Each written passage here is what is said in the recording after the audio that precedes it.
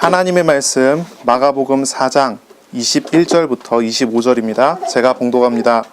또 그들에게 이르시되 사람이 등불을 가져오는 것은 말 아래나 평상 아래에 두려함이냐 등경 위에 두려함이 아니냐.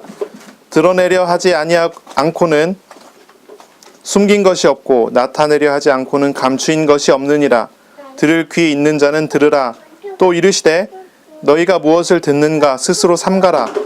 너희의 헤아리는 그 헤아림으로 너희가 헤아림을 받을 것이며 더 받으리니 있는 자는 받을 것이요 없는 자는 그 있는 것까지도 빼앗기리라.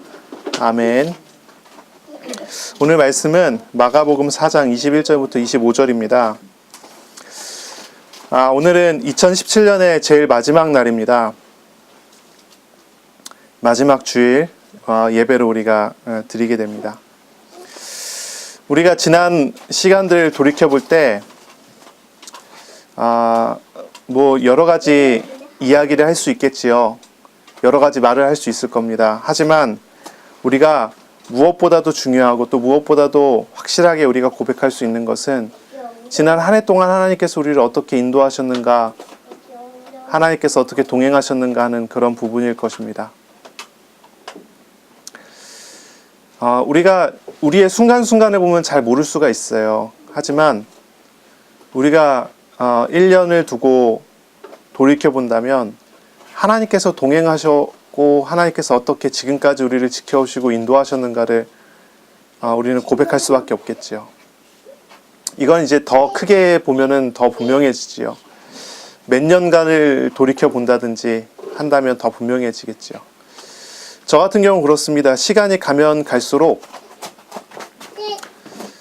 하나님께서 어떻게 함께 하시고 어떻게 동행하시는지가 더 분명하게 드러나고 하나님께서 이끌어 가시는 과정과 그 길이 분명하게 드러나는 것 같아요. 여러분 중에 혹시라도 일기를 쓴다든지 하시는 분이 있다면 아마 아주 극적인 그런 부분들을 발견할 수 있지 않을까 그런 생각을 합니다. 하나님께서는 언제나 말씀하시고 말씀하신 대로 함께 하시고 동행하시지 않습니까? 아무도 아멘을 안 하시는데 아멘.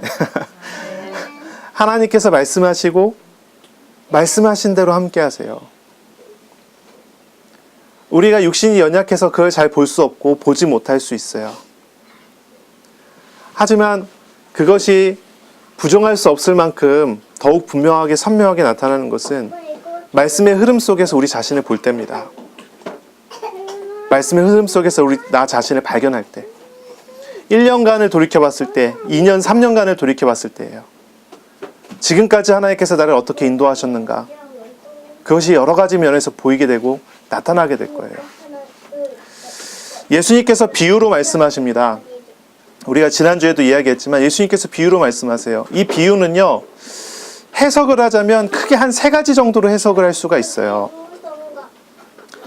그게 뭐냐면 첫째는 이 비유는 세상의 법칙에 따라 세상에 따라 맞는 비유라는 거예요.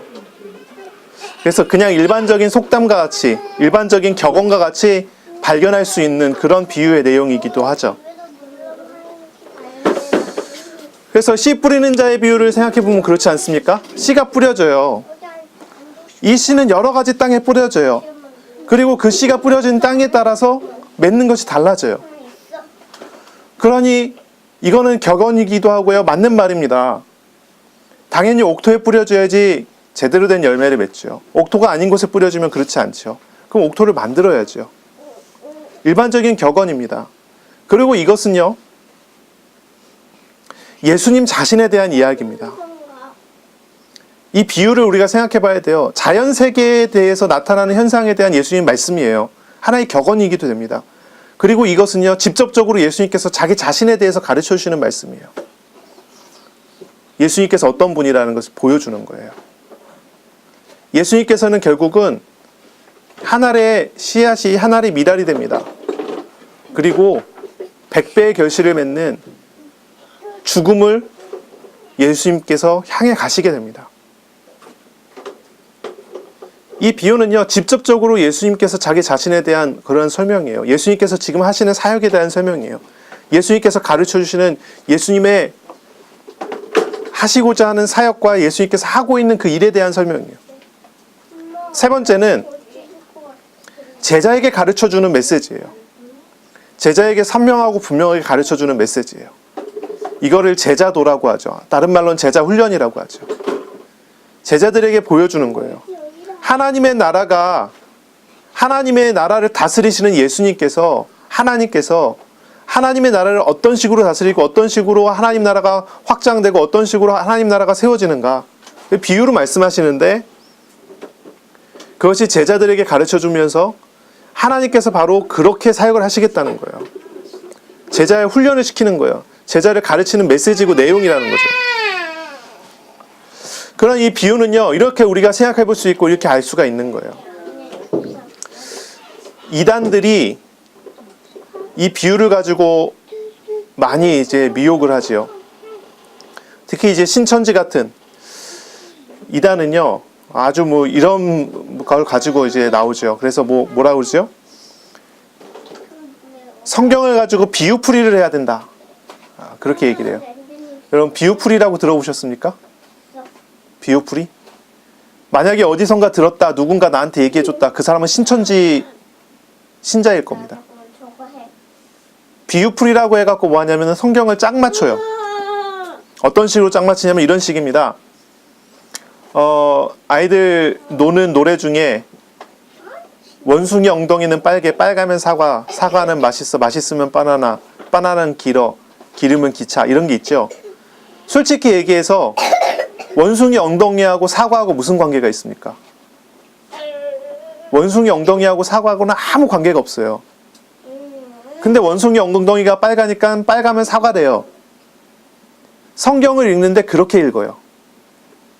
성경에 나오는 단어를 가지고 그렇게 해석을 해요. 창세기에 나오는 어떤 단어를 신약 성경에 있는 어떤 단어하고 짝을 맞춰요. 그런데 이거는 원숭이 엉덩이가 빨갛다는 것과 빨간 건 사과라고 하는 거하고 그렇게 갖다 맞추는 거하고 비슷해요. 전혀 말도 안 되는데 그걸 갖다가 맞춰갖고 짝을 맞췄대요. 그리고 그런 식으로 이제 설명을 해나가고 해석을 해나가요. 그래서 결국 뭘 가르쳐 주냐면 그걸 통해서 결국은 자기네 교주인 이만이라는 사람이 하나님이라고 가르쳐요. 다시 말하면요, 이만희를 하나님으로 만들기 위해서 성경 짝 맞추기를 하는 거예요. 여러분, 그렇게 가능할 것 같지 않습니까? 어려울 것 같아요? 쉬울 것 같아요? 생각보다 쉬워요. 성경에 짝을 맞춰갖고 그렇게 만들어가는 거예요. 한 사람을 하나님 만든다? 그렇게 만들어가면 쉽게 할 수 있어요. 이 성경에 나오는 이 단어하고 저 성경에 나오는 저 단어를 전혀 다른 의미인데 그걸 갖다가 맞춰갖고 붙여갖고 결국은 지금 이 시대에 이런 사람이 있다, 이 사람이 이거다라고 이렇게 만들어가는 식이에요. 근데 이걸 복잡하게 만들어가죠. 한두 성경 구절이 아니라 여러 개를 가지고 계속 복잡하게 만들어가죠. 거기에 미혹되었고 거기에 홀려갖고 성경을 전혀 알지도 못하면서 성경을 잘 아는 것처럼 그렇게 만들어가요. 이번에 지난주에 크리스마스 때 광화문 광장을 불법적으로 신천지 신자들이 장악을 해갖고요, 가득 채워갖고 가는 그런 사진을 여러분 뉴스나 신문을 통해서 보지 않았습니까? 그 사람들이 외치는 거예요. 뭐 한기총과 뭐 CBS가 뭐 거짓말을 한다는 거죠. 그리고 교리 비교를 해보자는 거예요. 자기네 교리와 그리고 진짜 이제 뭐 정통 교회라고 하는 데서 얘기하는 그 교리하고 비교해보자는 거죠. 교리 비교를 할 수 있습니까? 없습니까? 할 수 있어요. 그런데 말이 안 통해요. 왜냐면 짝 맞추는 사람들이니까요. 원숭이 엉덩이가 빨가니까 사과라는데요, 보라고 빨가니까 사과 아니냐고 그렇게 외치는 거예요. 그 사람들은 봐라, 이만희가 하나님 아니냐 이렇게 외치는 거예요. 성경은 전혀 그걸 가르치지 않습니다. 성경 그런 짝이 아니에요. 성경 해석은요, 그렇게 이상하게 하는 게 아니에요. 그렇게 비유처럼 그렇게 갖다 붙이는 게 아니에요. 성경은 성경대로 읽어야지요. 이런 해석을 두고 뭐라고 부르냐면, 여러분 이제 알아듣기 바랍니다. 이런 용어가 있어요. 알레고리라고 하는 용어예요. 알레고리적인 해석이다, 알레고리 해석이다 이렇게 불러요. 이렇게 짝을 맞추는 식으로 하는 거예요. 전혀 맞지 않는데, 전혀 의미가 통하지 않는데 그런 식으로 만들어가는 거예요. 성경 안에 알레고리 해석이 조금 있기는 있어요. 바울이 그런 알레고리 해석을 하기도 해요. 하지만 거기에서 알레고리 해석을 바울이 하는 이유는 성경을 잘못 이해해서가 아니라 성경 자체가 이야기하고 있는 그것이 더 풍성하게 만들어지는 그런 내용이기 때문이에요. 그런데 이런 신천지 같은 이단은요, 사실 그 교리도 자기네가 만든 게 아니에요. 한국에서 예전부터 있었던 이단들이 있었어요. 그 이단들이 이야기하는 거를 배워갖고 하나님만 바꿨어요. 자기가 하나님이 됐어요. 예전에는 전도관 박태선이라고 있었어요. 신앙촌. 여러분 아시죠? 신앙촌 박태선이라고, 전도관 박태선이라고 있어요. 이 박태선 장로라는 사람이 이런 식으로 비유풀이를 하다가 나중에 마지막에는 자기가 하나님이라고 그랬어요. 이 박태선 밑에서 배우던 사람이에요, 이 사람이. 그러다가 이 박태선, 이 전도관이 무너졌어요. 박태선도 죽고 무너졌어요. 그리고 난 다음에 그 후계자들이 전국으로 흩어졌어요. 그 중에 하나가 뭐 등대 무슨 장막선전이라고 하는 게 있어요. 거기서도 똑같이 가르쳤어요. 똑같이 비유풀이를 하고 거기 교주가 자기가 하나님이다 그랬어요. 이만희가 박태선 전도관에 있다가 장막선전에 가서 배우다가 나왔어요. 그리고 자기가 셋째 하늘이라 그랬어요. 똑같은 비유풀이를 가지고 자기가 하나님이래요. 여러분 아시겠지요? 얼마나 이 성경 해석이 말도 안 되는 식으로 가는지. 원숭이 엉덩이가 빨가니까요. 빨가니까 사과래요. 원숭이 엉덩이가 빨가니까 빨간 걸로 대표할 수 있는 게 사과니까 그 원숭이 엉덩이가 이만이래요. 이해가 되세요? 말도 안 되는 거지요. 근데 그 말도 안 되는 걸 가지고 계속 가는 거예요. 이런 걸 가지고 알레고리 해석. 성경을 그렇게 해석하는 건 말도 안 되는 거예요. 성경은요, 성경대로 해석해야 돼요. 성경에 대한 바른 해석은요, 여러분 이렇게 생각하셔야 돼요. 문법적으로 해석해야 돼요. 문자적으로 해석해야 돼요. 이게 가장 그래도 안전한 해석이에요. 성경에 나오는 단어가 있어요. 한 단어가 있어요. 우리 한글 성경에는 그냥 그 단어로 보이겠지만 원어를 가지고 왔을 때는 그 단어는 여러 가지 의미가 있어요. 예를 들어 한번 설명해보면 우리나라로 표현을 하자면 배라는 단어가 있어요. 배. 배는 여러 가지가 있죠. 어떤 배가 있습니까? 바다에 띄워놓는 배도 있고 사람의 배도 있고 먹는 배도 있어요. 그렇죠? 그러면은 문자적으로 문법적으로 해석하면은 그걸 어떻게 해석하겠습니까? 앞뒤 문맥을 해석하면 그게 사람의 배인지 바다에 띄워놓은 배인지 먹는 배인 줄 알 수 있잖아요. 한 단어는 그 문장 안에서 한 가지 의미를 가져요. 만약에 좀 뭐라 그럴까요? 그 문학적으로 풍성한 어떤 능력을 가지고 있는 분이 글을 썼어요. 예를 들면 바울. 한 단어를 썼는데 두 가지 의미를 동시에 의미하도록 말을 썼어요. 시적으로 썼어요. 그러면 두 가지 의미인 거예요. 근데 그렇지 않은 성경에서는 한 가지 의미만 돼요. 근데 보세요. 성경에 나오는 말씀을 통해서 바다의 배를 지칭하는 그런 문장이고 바다의 배를 지칭하는 그런 말이에요. 그래서 배예요. 근데 그 배를 가지고 이거는 원어에서 바다의 배도 의미하지만 사람의 배도 의미하고 먹는 배도 의미하니까 다른 성경으로 막 넘어가서 여기 봐라 사람의 배에 대해서 얘기하지 않냐. 이건 이거다 이렇게 맞춰요. 이걸 뭐라고 한다고요? 알레고리 해석. 이건 이단적인 해석이에요. 신천지에서 그런 식으로 해석하는 거예요. 근데 우리는 절대로 그렇게 보지 않아요. 성경을 안전하게 봐요. 성경은 하나님의 말씀이에요. 성경은 비유예요. 성경은 비밀이 있다고 그랬어요. 근데 그 비밀은 신천지에서 얘기하는 것처럼 아무도 모르고 구원받을 사람만 아는 그런 비밀이 아니에요. 모든 사람에게 복음이 증거되고 모든 사람이 구원을 얻기까지 모든 사람이 하나님을 알기까지 말씀하시고자 하는 그런 비밀이에요. 무슨 얘기인지 아시겠지요? 그러니 그 사람들이 이야기하는 비밀이기 때문에 이렇게 감춰졌고 감춰진 걸 캐내서 가르쳐줘야 된다? 이해할 수가 없어요. 그건 맞지 않는 거예요. 성경 말씀은 그렇게 해석하는 게 아니에요. 잘 보셔요. 신약 시대에 바울이 편지를 써서 보냈어요. 로마서를 써서 로마 사람들한테 보냈어요. 로마에 있는 사람들이 그 책을 읽으면서 아무도 어렵게 느끼지 않아요. 그냥 일상생활의 편지인 거예요. 근데 우리가 지금 로마서를 읽으면 좀 어렵죠. 왜 어려운가요? 두 가지 이유가 있어요. 2000년 전 언어이기 때문에 어려워요. 두 번째 번역했기 때문에 어려워요. 만약에 우리가 2000년 전에 로마 시대에 로마에 살고 있는 사람들의 같은 언어와 같은 문화를 가지고 있다면 그건 해석할 필요가 없어요. 그냥 읽으면 이해되는 거예요. 요한계시록도 마찬가지예요. 요한계시록이 쓰여질 당시에 요한계시록을 읽고 있었던 사람들한테는요, 다른 해석이라는 게 없어요. 근데요, 지금은 요한계시록 읽으면서 해석이 엄청 많죠. 놀라운 건 뭐냐면 요한계시록이 쓰여서 요한계시록이 그 당시 교회들에 퍼져갖고 그렇게 읽고 있었던 당시에 요한계시록에 대한 여러 가지 해석이 일어났다는 증거가 하나도 없어요. 예를 들자면 이런 거예요. 마가복음이다. 이거에 대해서는 전승이 있어요. 어떤 전승이 있냐면, 예를 들어 이제 뭐 폴리갑 같은 사람, 교부들이라고 그러거든요. 교부, 속사도들 그래요. 속사도는 뭐냐면 사도들의 제자예요. 바울의 제자, 요한의 제자, 베드로의 제자, 이런 사람들이 속사도예요. 그리고 그 속사도들의 또 제자들, 교부들이라고 그래요. 그러니까 바로 그 위에 때에서 예수님을 알던 사람들이에요. 폴리갑의 글 같은 속사도 그리고 교부들의 어떤 그 사람들이 썼던 편지들이 있어요. 거기에 마가복음에 대해서 이 마가복음은 이렇다, 이런 표현들이 있어요. 요한복음에 대해서 요한복음은 이렇다, 누가 썼다, 이건 누가 썼고 어떤 의미로 가지고 이야기했고 그건 어떻다, 평가들이 있어요. 요한계시록에 대해서 지금처럼 그렇게 분분한 해석이 나올 것 같으면요, 지금 그렇잖아요. 이단들이 요한계시록 가지고 얼마나 얘기 많이 합니까? 요한계시록 가지고 이만희가 하나님이라는 식으로 몰아가고, 어떤 사람들은 요한계시록을 가지고 어떻게 합니까? 시한부 종말론을 만들어내죠.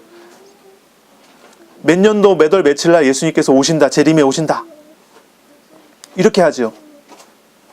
그러니 이 사람들은요, 요한계시록을 가지고 여러 가지 해석을 만들어내는 거예요. 요한계시록을 가지고 알레고리적인 해석을 해갖고 만들어내고요, 요한계시록에 가지고 있는 진짜 어떤 의미를 찾질 못해요. 요한계시록 묵시문학이거든요.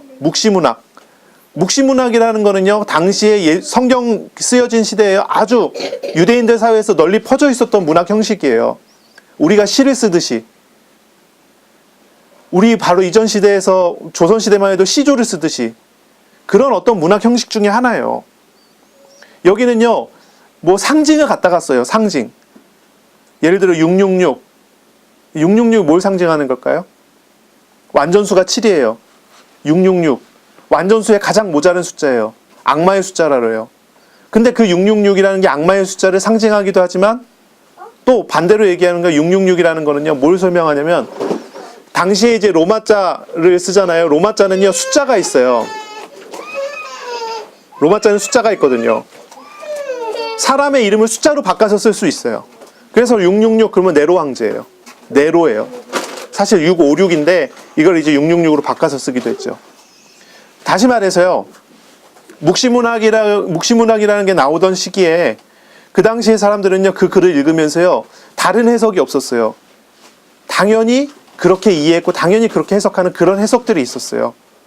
그러니까 이 요한계시록에 대한 여러 가지 해석들이 나오지 않아요. 그 당시 글들을 보면요. 근데 한 세기, 두 세기, 세 세기가 넘어가고 나니까 어떤 일이 벌어지냐면, 이 요한계시록을 읽을 때 묵시문학을 이해를 못하는 거예요. 사람들이 자기 나름대로 해석하기 시작하는 거죠. 그래, 지금 봤을 때는 요한계시록을 해석하는 사람들 중에 정통적으로 안전하게 제대로 해석한다고 하는 사람들은 그 당시의 문화를 보고 그 당시의 묵시문학의 상징을 찾아요. 의미를 찾아요. 당연히 그렇게 하면은 요한계시록이 어느 정도 이해될 수 있어요. 물론 이해의 폭을 이야기할 때는 이래요. 이거는 어떤 성경이든지 마찬가지지만 현재를 이야기하고 미래를 이야기해요.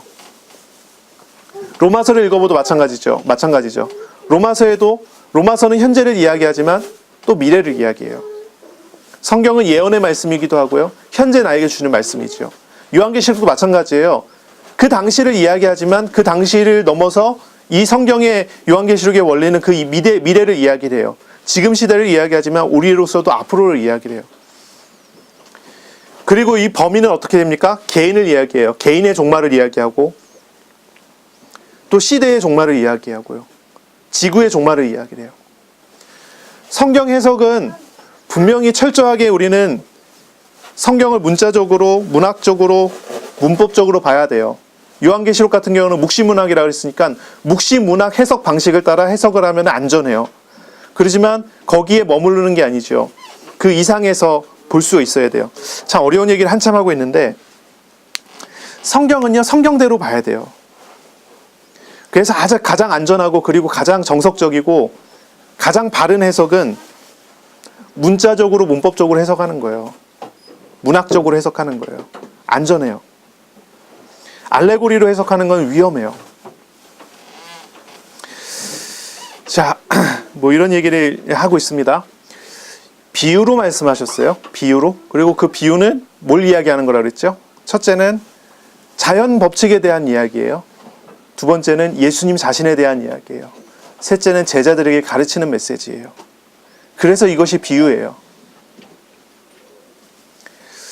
자, 이 세 가지로 우리에게 말씀하시고 그리고 이야기하세요. 오늘 본문을 볼까요? 또 그들에게 이르시되 사람이 등불을 가져오는 것은 말 아래에나 평상 아래 두려움이냐 등경 위에 두려움이 아니냐. 드러내려 하지 않고는 숨긴 것이 없고 나타내려 하지 않고는 감추인 것이 없느니라 그랬어요. 빛이 있어요. 빛. 등불은 빛을 상징하지요. 빛이에요. 빛이 있는데 그 빛을 어디에 둬요? 말 아래나 평상 아래 두면은 비춥니까? 비추지 못하지요. 숨겨져요. 하지만 빛이 있어요. 빛을 어떻게 해요? 당연히 어떻게 하기 위해서 빛을 등불을 가져오는 거예요? 높은 곳에 두기 위해서 가져오는 거예요. 왜? 모든 곳에 비추게 하기 위해서. 예수님께서 모든 것을 비유로 말씀하셨어요. 그리고 비유로 말씀하신 이유는 뭐예요? 감추기 위해서가 아니에요. 비추기 위해서예요. 예수님께서 비추기 위해서 비유로 말씀하세요. 근데 이 이단들은 뭐라고 하죠? 감춘다라고 하면서 비유를 가지고 얘기를 해요. 비유에 대한 말씀 그 이후에 이야기하고자 하는 것이 어떤 건지를 이해를 못하는 거예요. 자, 또 한 가지 우리가 생각해 볼 수가 있겠죠. 자, 이렇게 얘기해요. 감춰둔 것은 드러나기 마련이에요. 비밀은 알려지게 돼 있어요. 드러내려 하지 않고는 숨긴 것이 없고, 그래요. 자꾸 감추려고 그러는데요. 숨겨지지 않아요. 이 복음은 그런 거예요. 하나님 나라는 그런 거예요. 감추려고 해도 숨겨지지 않아요. 또 비밀이에요. 비밀. 나타내려 하지 않고는 이건 비밀을 얘기하는 거예요. 비밀을 만들었어요. 그런데 감추인 것이 없느니라. 비밀이 드러나지 않은 게 없어요. 반드시 알려져요. 복음이라는 게 이래요. 예수님이 그러세요. 하나님 나라가 그래요. 여러분이 복음을 증거하지 않기 위해서 꽁꽁 싸맸어요. 그런다고 안 증거될까요? 내가 하나님과 동행해요. 그걸 숨기려고 열심히 노력했어요. 그런다고 숨겨질까요? 성경의 대표적인 인물이 요나 같은 사람이 있어요. 요나. 이 요나라는 사람은요, 하나님의 선지자예요. 하나님과 동행하는 사람이에요.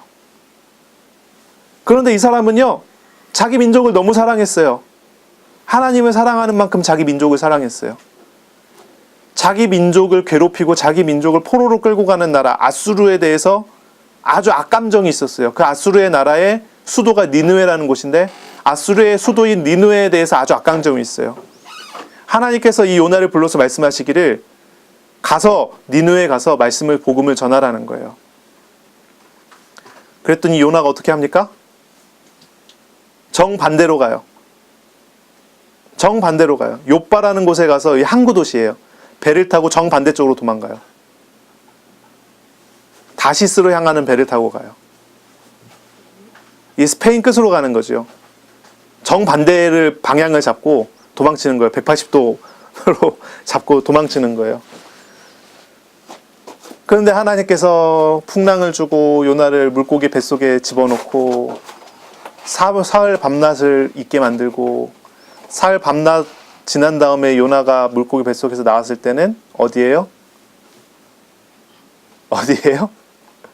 사흘 밤낮을 물고기 뱃속에서 나왔을 때는 니느웨 그 앞에서 내려줘요.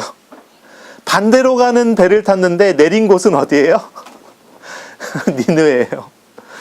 나는 전하지 않겠습니다 하고 너무 이 사람이 그 니느웨를 싫어해서 돌아다니면서 너네들 망해야 된다. 하나님 말씀 이랬는데 너네들 망해라 이러면서 돌아다녔는데 다 믿었어요. 감추려고 했는데 감춰져요? 하나님 나라는 그렇지 않아요. 하나님 나라는 감춰지지 않아요. 드러나요. 근데 이상하지요. 하나님 나라는 분명히 그런데 여러분이 복음을 전하려고 그러는데 그렇게 증거가 됩니까? 여러분이 복음을 증거하려고 하는데 그렇게 복음이 증거가 돼요? 여러분 전도하고 싶어서 열심히 기도하고 사람들한테 말하고 그러는데 그렇게 전도가 되나요? 어떻습니까? 됩니까? 안 됩니까? 대답이 없습니다. 예. 어떤 분이 이 설교를 들으면서 이야기했대요. 왜 그 교회는 왜 사람들이 말을 안 해? 그랬다고 하더라고요. 우리 교회는 듣는 사람들이 좀 있는데 왜 이야기를 안 하냐고. 예, 왜 얘기 안 합니까? 예, 뭐 안 해도 돼요. 뭐 하고 싶지 않으신가 보죠. 그렇잖아요. 우리가 정말로 복음을 전하고 싶어갖고 기도하고 나가서 증거하고 하는데 전도가 돼요? 안 돼요? 잘 안 되지 않습니까? 왜 잘 안 될까요? 아니 성경에는 하나님 나라에 대해서 얘기할 때는 복음에 대해서 얘기할 때는 등불이 있는데요. 이건 감춰지지 않는다 그러잖아요. 숨겨지지 않는다 그러잖아요. 감춰진 거는 드러나기 마련이라고 그러잖아요. 비밀은 알려지게 돼 있다고 그러잖아요. 복음은 그런 거 아닙니까? 이건 일반적인 법칙이기도 하지만 예수님 자신에 대한 이야기예요. 예수님께서 자꾸 감추세요. 이야기하세요. 드러내지 말라고 얘기해요. 예수님께서 자기 자신에 대해서 알리지 말라고 얘기를 해요. 회당에서 고침을 받은 귀신 들린 사람 갖고 얘기하지 말라고 그래요. 사람들 알리지 말라고 그래요. 근데 계속 알려져요. 예수님께서 뭘 보여주는 거예요? 이 말씀이 어떤 거라는 걸 보여주는 거예요. 하나님 나라가 어떤 거라는 걸 보여주는 거예요. 제자들도 마찬가지예요. 이 말을 듣고 있을 때는요, 비우니까 잘 알아듣지 못하지만 나중에 가면요, 그 말이 그 말이었구나. 너무나 밝게 드러날걸요? 이건 복음에 대한 얘기고 복음 증거에 대한 이야기이기도 하지요. 하나님 나라예요. 하나님의 다스림에 대한 이야기예요. 하나님이 다스리시는데 그걸 누가 막아요? 누가 못하게 해요? 하나님께서 나 개인을 다스리시는데 하나님께서 나 개인을 이끌어 가시는데 나에게, 나라는 존재에게, 나라는 사람에게 등불을 비추시는데 내가 그걸 숨고 내가 뭐랄까요, 눈을 감는다고 해갖고 안 비춰줍니까? 하나님 나라는 분명히 비춰주고 다스리고 나타나지 않겠습니까? 요나라는 사람이 숨었지만, 요나라는 사람이 반대로 갔지만 다시스로 향하는 배를 탔지만 내린 곳이 니느웨라니까요. 놀라운 일들이 벌어져요. 하나님께서 함께하는 사람에게 하나님께서 주신 은혜가 무엇입니까?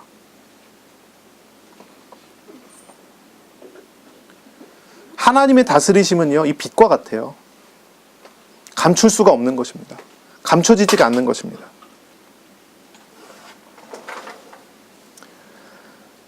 여러분이 스스로가 복음을 복음되게 하지 않으려고 노력을 해도 그 복음은 복음이기 때문에 복음의 일을 하게 돼 있어요. 그게 이 복음이고 이 복음의 실체예요. 하나님께서 사랑하는 사람을 어떻게 함께 하시고 어떻게 동행하십니까? 내년 말씀을 제가 잡기를 그리스도와 연합한 사람, 그리고 하나님의 사랑이에요. 그래서 아마 제목을 이렇게 잡았어요. 그리스도의 연합과 하나님의 사랑, 이렇게 잡았는데, 하나님이 사랑하는 사람과 어떻게 함께 하십니까? 어떻게 동행하십니까? 하나님께서 사랑하는 사람, 다윗 같은 경우 어떻게 하나님께서 다윗과 동행하셨죠?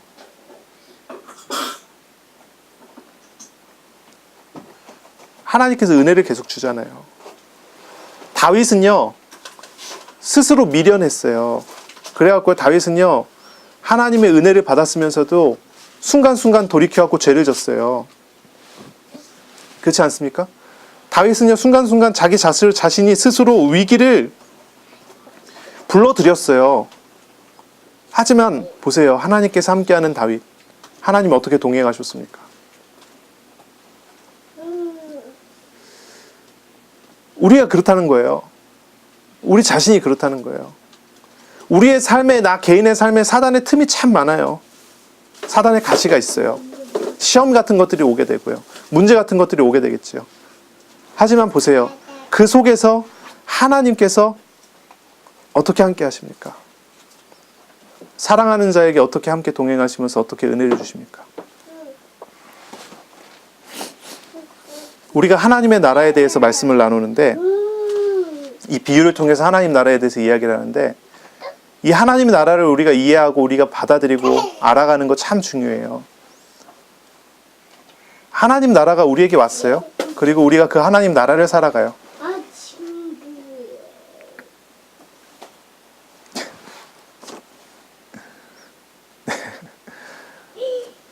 하나님의 사랑을 두고 이렇게 얘기하죠.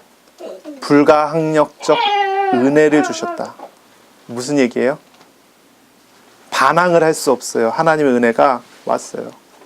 불가항력적 은혜. 하나님이 부으시는 은혜가 왔어요. 우리가 구원받을 때 불가항력적 은혜를 통해서 우리는 구원을 받았어요. 그리고 우리가 이 땅을 살아가면서 그 불가항력적 은혜를 가진 자의 삶을 살게 돼요. 맞습니까? 아멘. 네. 하나님께서 나랑 동행하신. 근데 왜 이렇게 동의를 할 수 없다는 표정을 가지신 분이 있죠?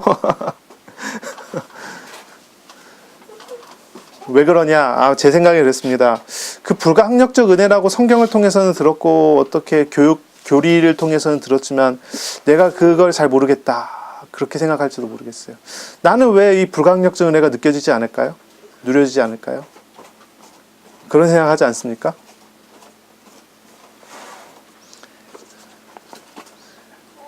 여러분 너무 좁게 보지 마시고 넓게 보시기 바랍니다. 하나님께서 나를 한순간도 내려놓지 않습니다. 버려두지 않습니다. 성경 그대로 얘기하는 거예요. 하나님께서 한순간도 날 버리지 않아요.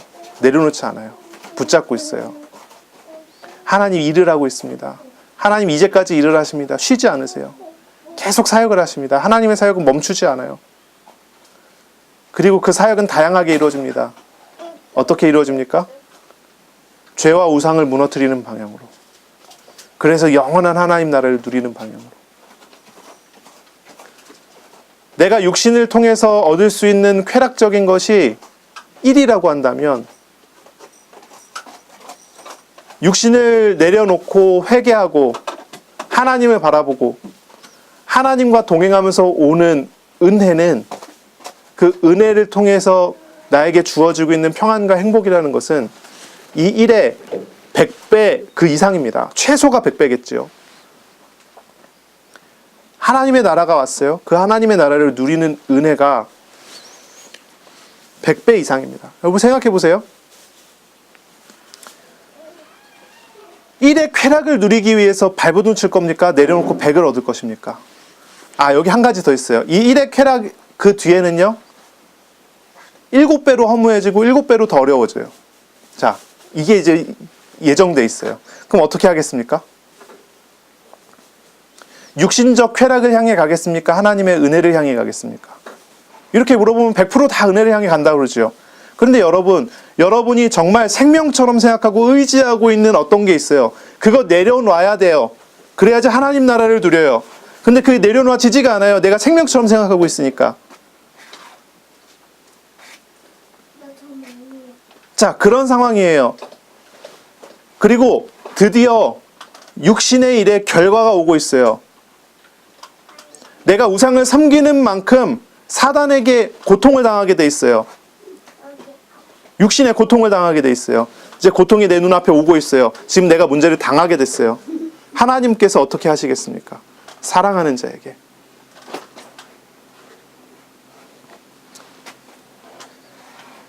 여러분이 스스로를 보셔야 돼요. 내가 지금 하나님의 사람이다. 하나님의 자녀다. 맞습니까? 하나님께서 나랑 동행하십니다. 맞습니까? 근데 왜 나는 하나님이 동행하는 사람다운 그런 은혜가 풍성하게 나타나지 않을까요? 왜 그럴까요?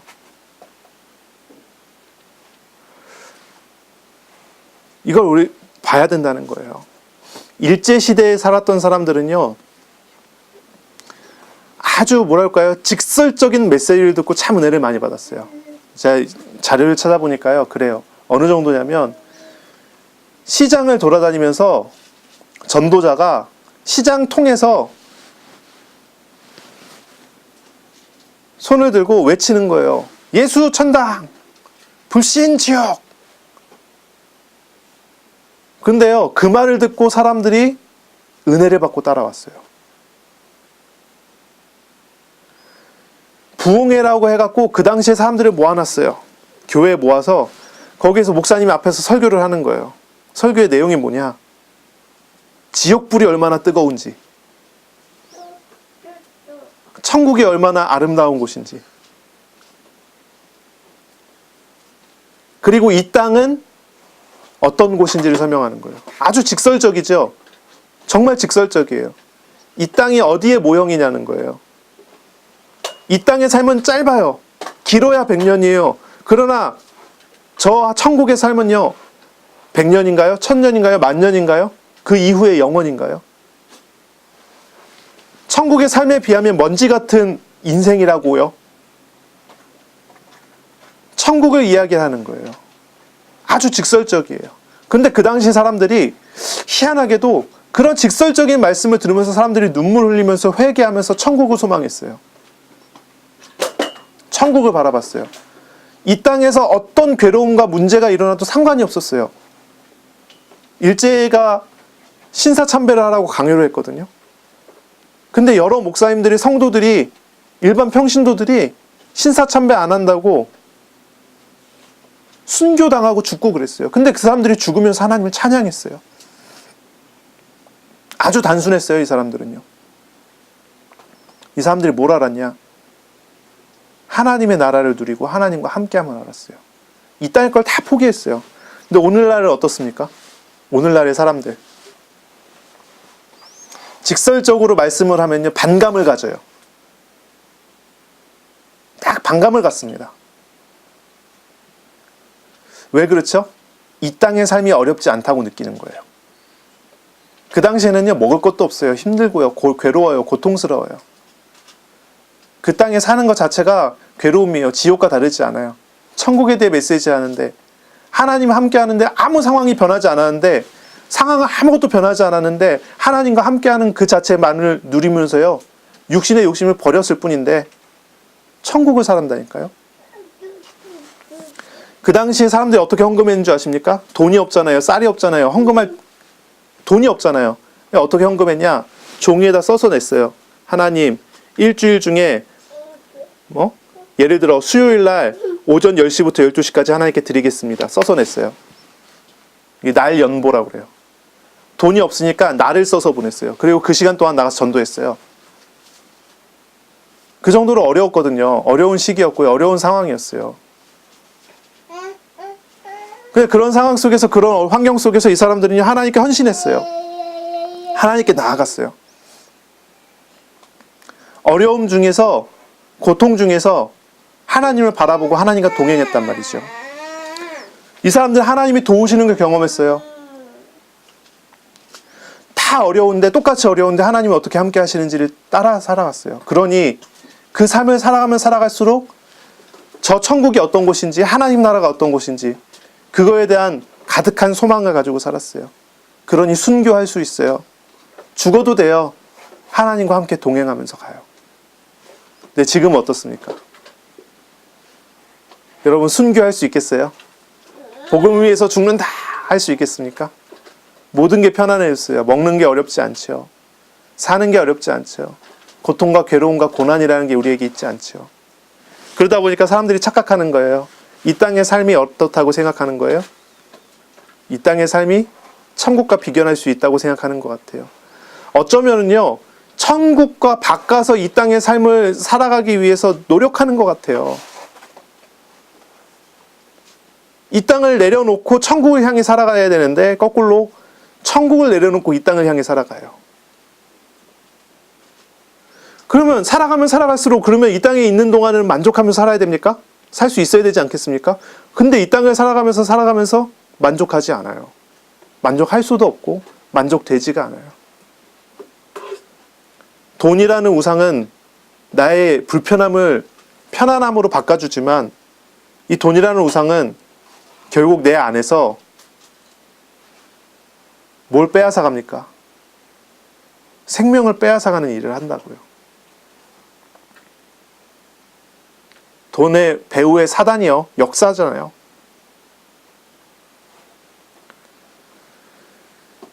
우상을 섬기면 섬길수록 행복한 게 아니라 섬기면 섬길수록 더 흉악해져요. 가면 갈수록 더 그래요.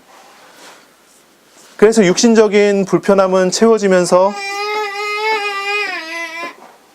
불행해지는 거예요. 그러나 복음은 그렇지 않아요. 빛은 그렇지 않아요. 숨겨지지 않아요. 곧 드러나서 비추는 거예요. 그리고 이거는요, 온전하게 나타나고 온전하게 역사돼요.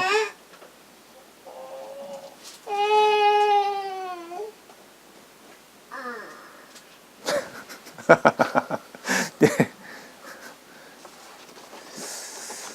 요즘에 우리 막내가 말을 참 많이 합니다. 의사 표현이 너무 확실해갖고. 예. 여러분이 아셔야 되는 것, 우리가 붙잡아야 되는 것, 우리가 찾아가야 되는 것, 무엇입니까? 참된 것입니다. 참된 소망입니다. 하나님의 나라가 무엇이고, 하나님 나라가 우리에게 어떻게 나타나고, 우리가 하나님 나라를 어떻게 누려야 합니까?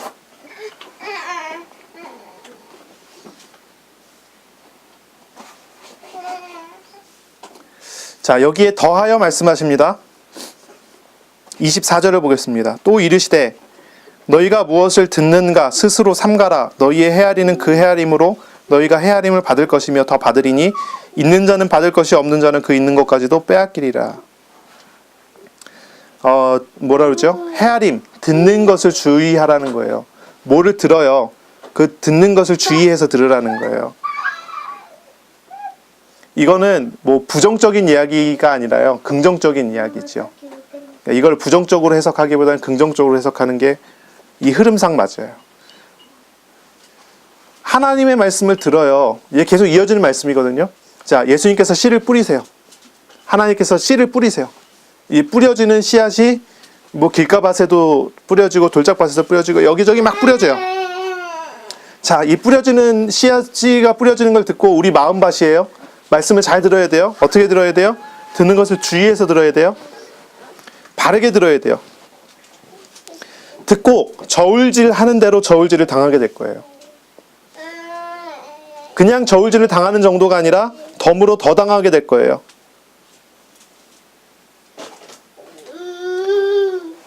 자, 그리고 가진 자는 더 받고 없는 자는 가진 것까지도 다 빼앗기게 될 거예요. 예수님의 말씀을 듣고 있어요. 예수님의 말씀을 듣고 선하게 듣고 알고 이 말씀을 듣고 따르는 사람은 상을 받게 될 거예요. 듣고 받아들이는 사람, 저울질하는 사람은 상을 받게 될 거예요.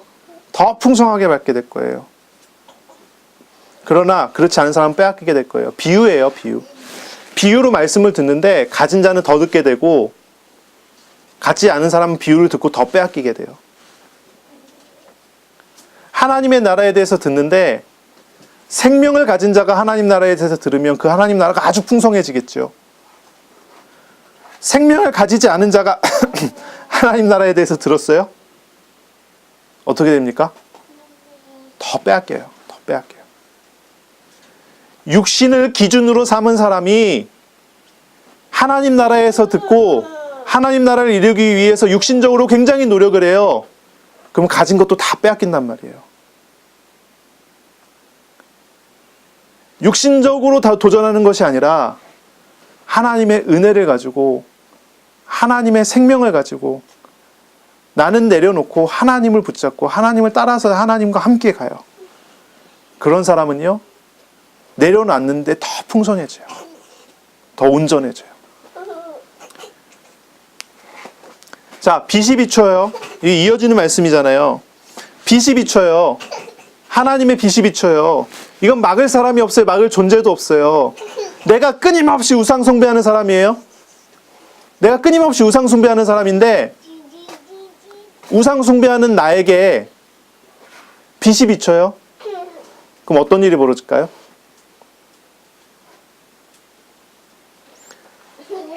확실해요. 그게 우상이라는 게 드러나는 과정이 진행될 거예요. 그게 겉보기에 좋아 보이지만 실제로 얼마나 흉악한 것인지를 드러내는 그런 과정이 있을 거예요. 빛이 비추면요, 어둠이 다 드러나요. 빛이 비추면요, 어둠이 다 드러나게 돼 있어요. 아, 이게 어둠이구나라는 것을 알게 돼요. 빛이신 예수님께서 함께하는 사람에게 그게 어둠이라는 게 드러나는 그런 과정이 있어요. 그걸 뭐라고 부르죠? 일반적으로 시험이라고 부르지 않습니까? 시험이라는 게 와요. 자, 이 안에서 우리는 뭐 해야 됩니까? 시험 속에서 빛이 빛되게 하는 거예요. 많은 경우 시험이 오게 되면 그 등불을 어떻게 해서든지 상 밑에 내려놓으려고, 안 비치게 하려고 노력해요. 무슨 얘기인지 아시겠습니까? 여러분, 경제적으로 어려움을 당했다. 그럼 여러분 어떤 행동을 하십니까? 아, 내가 정말로 주님을 의지해야지, 이렇게 합니까? 대부분은 눈에 불을 켜고 돈을 어떻게 해서든지 붙잡으려고 노력을 하지 않습니까? 어떻게 해서든지 빛을 보지 않으려고 노력을 해요. 그런데 하나님 나라는 그렇지 않아요.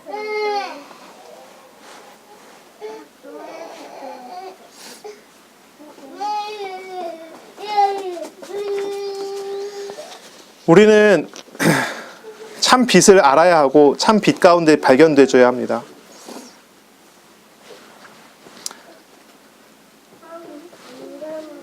하나님을 알아야 합니다. 하나님의 사랑을 알아야 합니다.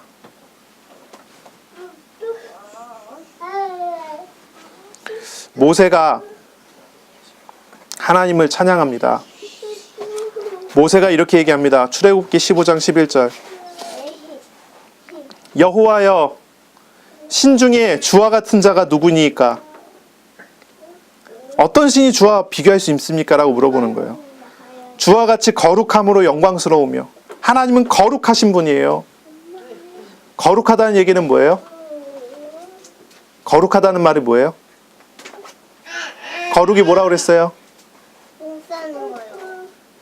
하주에 거룩이 뭐라고 그랬어요? 구별됐다는 거죠. 구별됐다는 건 뭐예요? 다르다는 거예요. 질적으로 달라요. 아예 다르신 분이에요. 하나님은 다른 신들하고 질적으로 다르신 분이에요. 거룩하신 분이에요. 그분은 하나님 어떤 분이에요? 영광스러우며 찬송할 만한 위엄이 있으며 기이한 일을 행하시는 분이에요.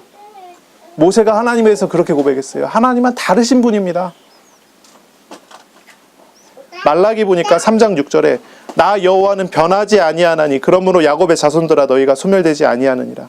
하나님은요, 변하지 않아요. 내 태도에 따라서, 내 모습에 따라서, 내 모양에 따라서 하나님께서 다르게 되시는 분이 아니에요.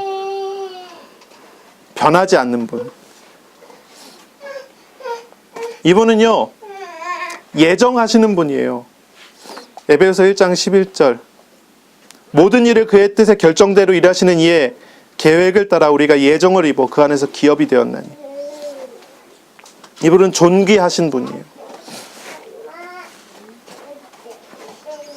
하나님은요, 우리의 생각으로 재단할 수가 없어요. 우리의 생각으로 하나님을 잴 수가 없어요. 로마서 11장 34절 35절에 보니까 누가 주의 마음을 알았느냐? 누가 그의 모사가 되었느냐? 누가 주께 먼저 드려서 갚으심을 받겠느냐?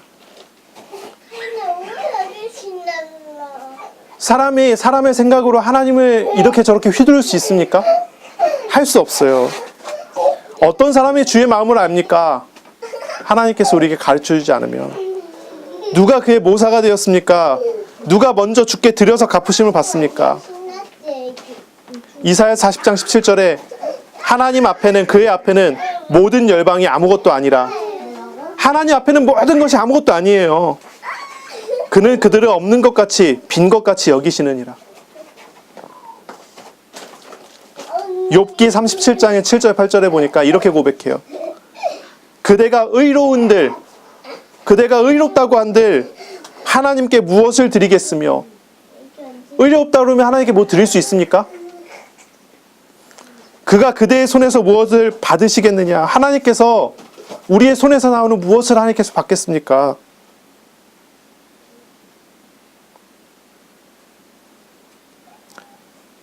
누가복음에 보니까 예수님께서 가르치실 때 이렇게 가르치세요. 이와 같이 너희도 명령받은 것을 다 행한 후에 이르기를 우리는 무익한 종이라 우리가 하여야 할 일을 한 것뿐이라 할지니라. 하나님 앞에서 우리는 무익한 사람이에요. 무익한 존재예요. 우리가 어떤 대단한 걸 가졌다고 우리가 하나님께 그것을 내세울 수 있고 이야기할 수 있겠어요? 아무것도 없어요. 우리는 하나님을 헤아릴 수도 없고 하나님을 재단할 수가 없어요. 우리가 하나님께 무엇을 드려서 하나님을 움직인다, 그럴 수 없어요. 하나님은 하나님이시고 하나님은 하나님의 자기의 뜻대로 행하시는 분이세요. 하나님의 뜻의 깊이는 우리가 헤아릴 수가 없어요. 즉흥적이지 않아요. 나를 위해서 오랜 기간 나를 위해서 준비하시고 예정하시고 행하시는 일들이에요. 하나님이 나에게 일을 하세요. 어떻게 일을 합니까? 나를 사랑하시기 때문에 나를 사랑하시는 하나님께서 준비하시면서 말씀하시는 거예요. 나를 사랑하시는 하나님께서 예정하시고 일을 행하시는 거예요. 그러니 여러분 하나님을 믿으셔야 돼요. 하나님을 믿으세요. 빛이 비추었어요. 어둠이 다 드러나요. 그게 어둠이면 내려놔야 돼요. 하나님을 믿어야죠. 나를 사랑하시기 때문에 행하시는 하나님의 사역이에요. 그러니 하나님을 의지해야죠.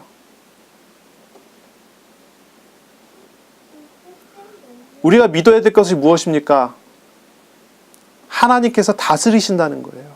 내 마음에 오신 하나님께서 다스리신다는 거예요. 내 마음에 오신 하나님께서 일을 행하신다는 거예요.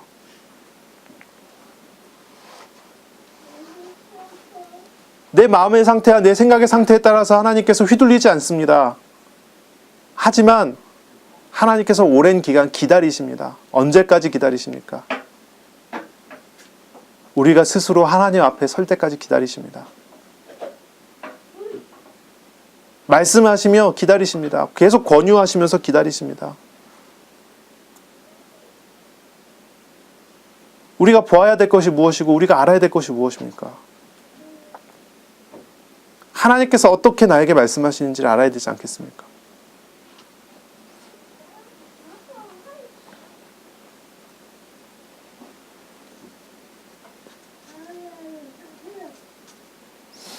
디모데전서 6장 15절 16절에 이렇게 고백합니다.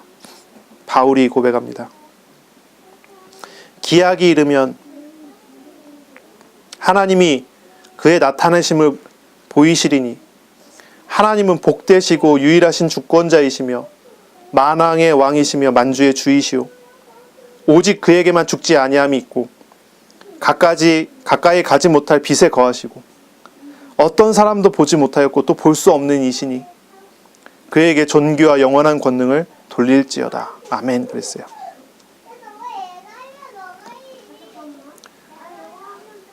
기약이 이르면 하나님께서 그의 나타내심을 보이실 것입니다.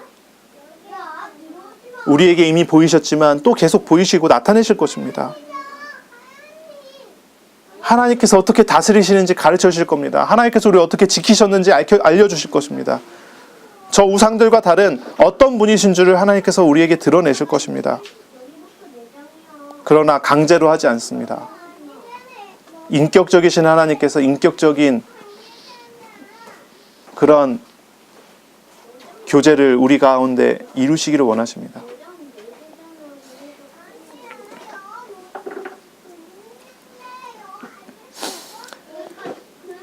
그러니 여러분 무엇을 봐야 되겠습니까? 하나님을 알아야 합니다. 하나님을 찾아야 합니다. 빛이 비춥니다. 아무도 이 빛을 막지 못할 것입니다. 우리가 빛이 아니라고 이야기하고 싶어하는 그것 때문에 안 보이려고 하는 거죠. 하나님께서 우리에게 분명하게 드러내시고 나타내시는 하나님의 사역을 하나님은 우리에게 보이십니다.